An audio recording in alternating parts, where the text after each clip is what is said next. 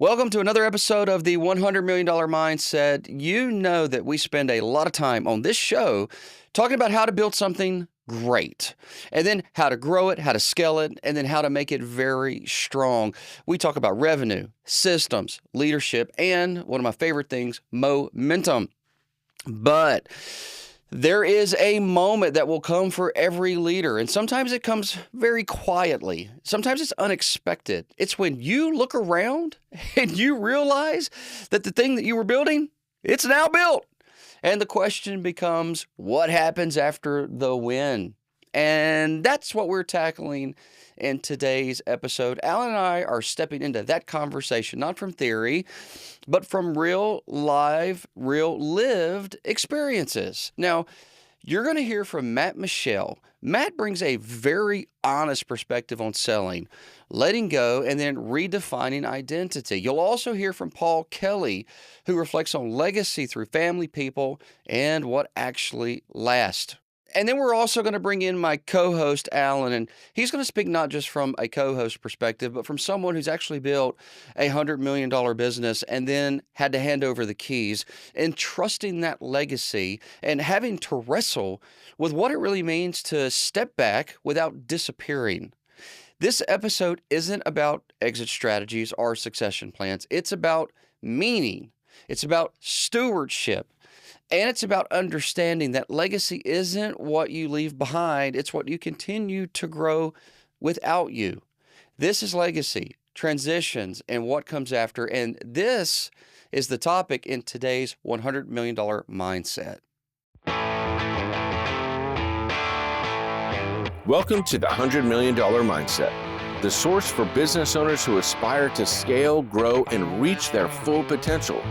Whether you're aiming for 5 million, 10 million, or 100 million.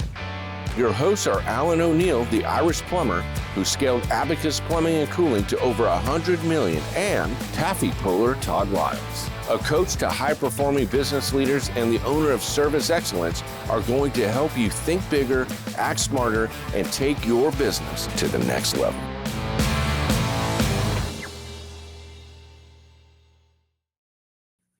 Legacy. I know some people don't like that term, so think about it as your future, if you will.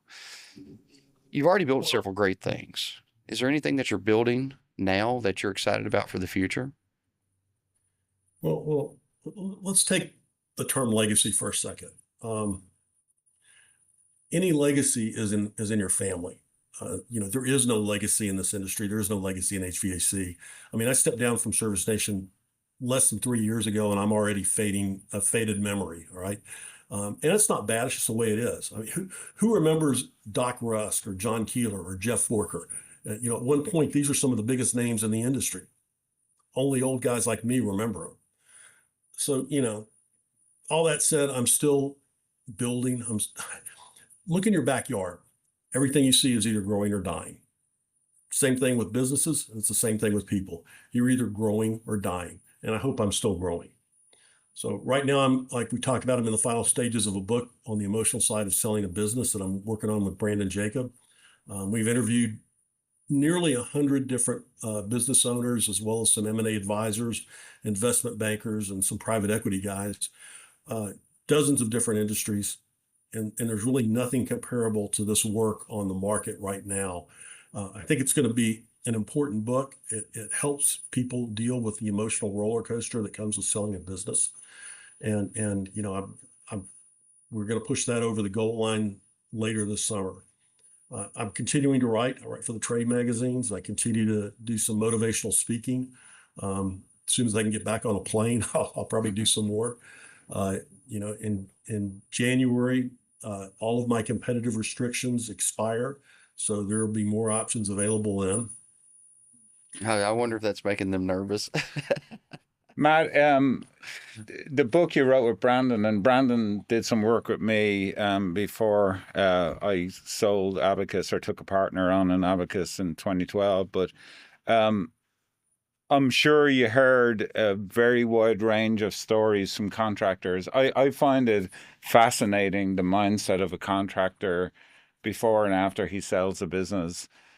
What was the craziest thing you heard as you interviewed people? I mean, obviously you don't probably want to put a name to it, but what was the craziest thing you heard as you did those interviews? Um, we've heard lots of stories. Mostly, what we've had to deal with is people when they sell their companies, they have a struggle, and it depends on the person, right? There's 100 different companies, there's 100 different stories and experiences. But we've had one where there was a lawsuit in the end of it because the seller did not get the right broker to help or person to help, and didn't ascertain whether the buyer truly had the money, and the buyer didn't, and things got ugly and heated, and everybody lost money except the lawyers. Yeah. Yeah. There are a few of those. There's in terms of wild stories, I think it's mostly, you've had people that go through depressions. We had one woman who sold a multi-generational business. She had to hire a consultant to help her figure out how to introduce herself, because her whole life, the way she introduced herself was as part of this business and was associated with it. So she finally had to say, that she started this company, built it, or didn't start it, but she built this company, sold it, and now she's taking a sabbatical while she figures out what she's going to do next. Wow. And I know that was hard for me. I mean, I had a real struggle. One of the things I needed was a business card, because you always hand somebody a business card. When I didn't have one to hand to people, it just was uncomfortable. Mm-hmm. So I got one made up. I was looking to see if I have one around here, but it's got round on one end, and I thought, hey, this looks pretty cool, and showed it to a buddy of mine, and he looks at it and says, "Man, that looks just like a tombstone." Oh, thanks. That's terrible. Yeah. Yeah, I thought so. But Yeah. I think the thing is there are people who sell their companies, and the overriding most common answer that we get on what you felt like at the sale was relief. Because they've had this burden, and there's different levels of risk tolerance that people have. Apparently I have a fairly high level of risk tolerance, but there's some people that don't. Like one guy, he sold his business. He was able to retire a $10 million note that he had personally signed on to, and that just took this weight off of his shoulders. It made his life so much better.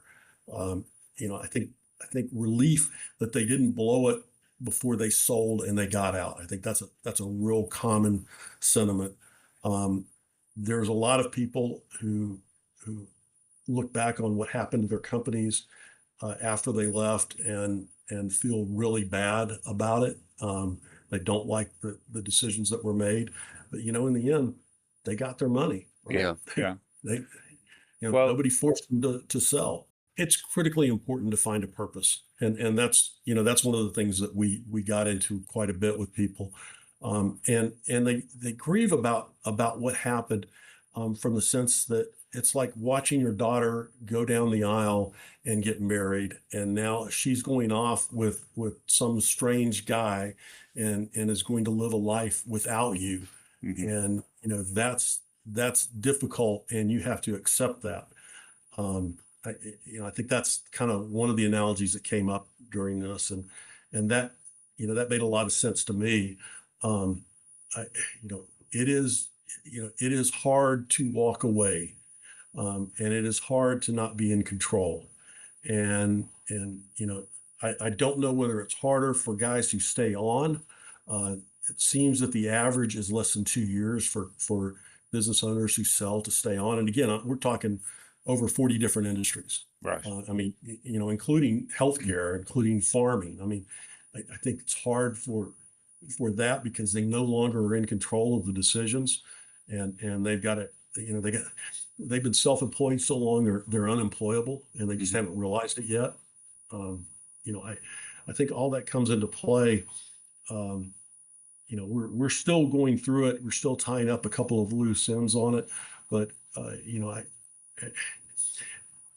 it breaks down to there's motives to sell, and they vary across. There's about 9 or 10 different ones that we've come up with, and what is the trigger? What's the catalyst? What causes the person to just flip from one day and now it's time to sell the business?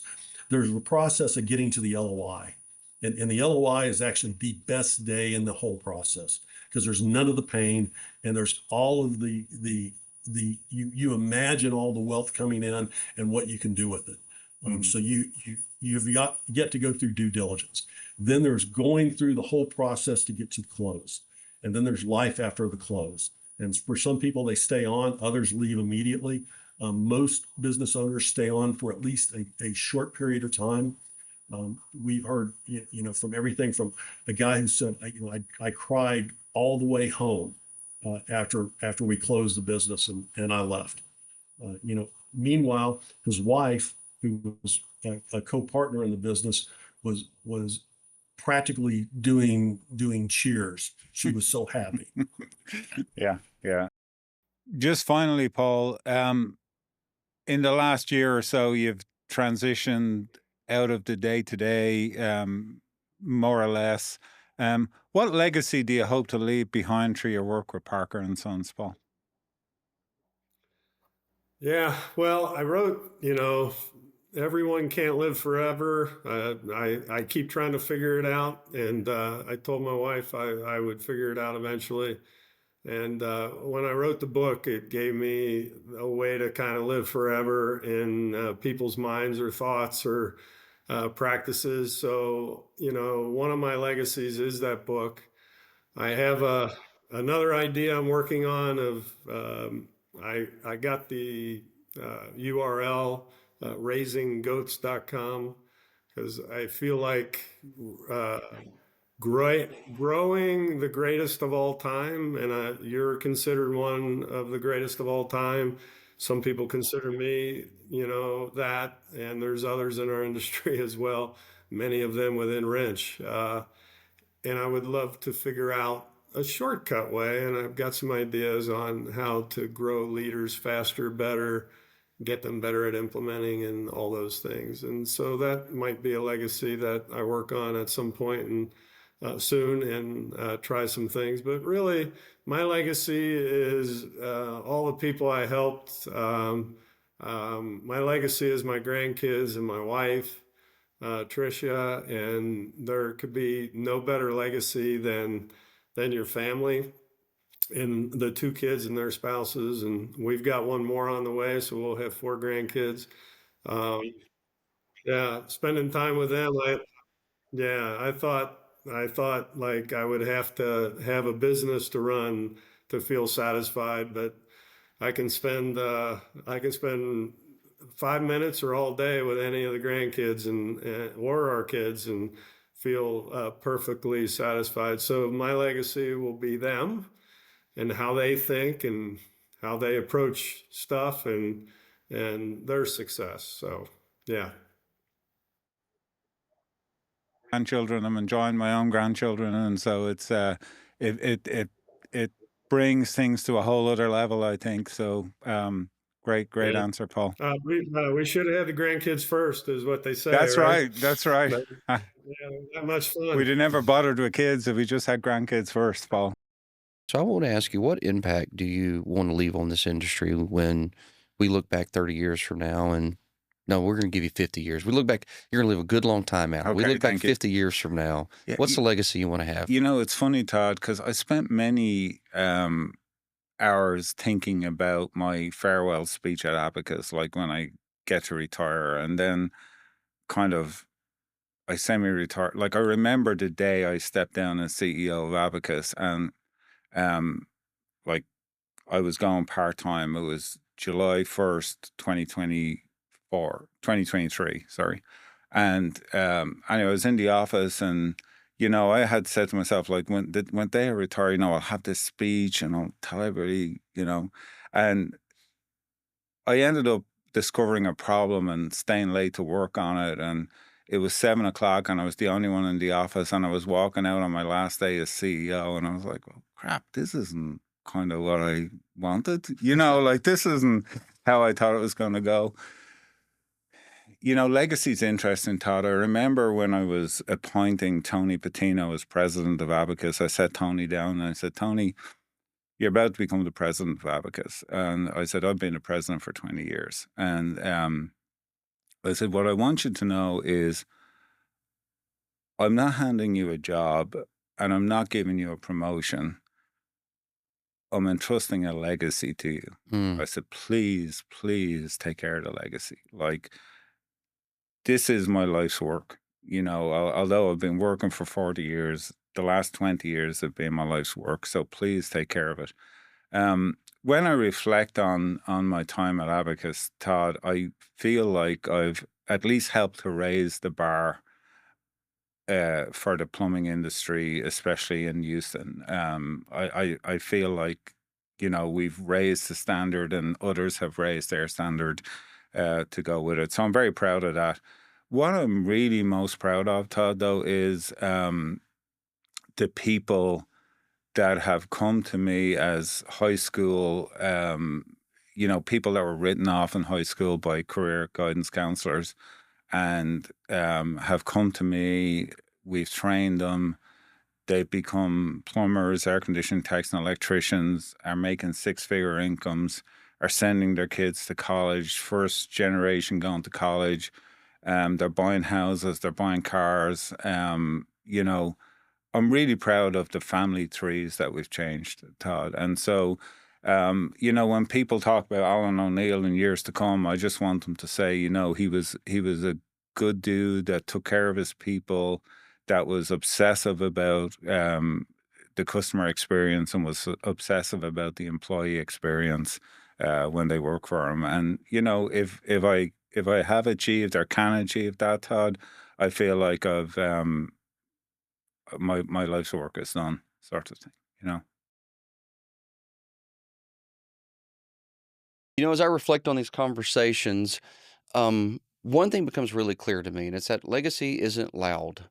It's not in the press releases. It's not even in the name of the company or the name on the side of the building. Legacy actually is showing up in people. It's in family trees that change. It's in leaders who grow beyond the people that follow them. In organizations that will keep their soul after the leader steps away, what we find if we listen to what we heard from Matt, what we heard from Paul, and what we heard from Alan is that there comes a point where leadership shifts from building something for yourself to taking care of something for others. And maybe, just maybe, that's the real finish line. Not when the business no longer needs you, but when the people no longer depend on you to be present for them every day in order for them to succeed. I think that may be the takeaway here. So listeners, if this episode resonated with you, I'd encourage you to sit with it for a moment and just ask yourself, not just what you're building, but who are you building it for? And what do you hope continues long after you step back? Thanks for spending some time with us today. This is the $100 Million Mindset, and we'll see you next time. Hey, thanks so much for watching the show this week. Head over to toddliles.com/mindset to get the show notes. Please make sure to like, subscribe, and follow so you never miss a new episode of the show. And if you enjoyed this episode, then share it. It really helps us get the word out. You've been watching the $100 Million Mindset with Alan O'Neill and taffy puller Todd Liles.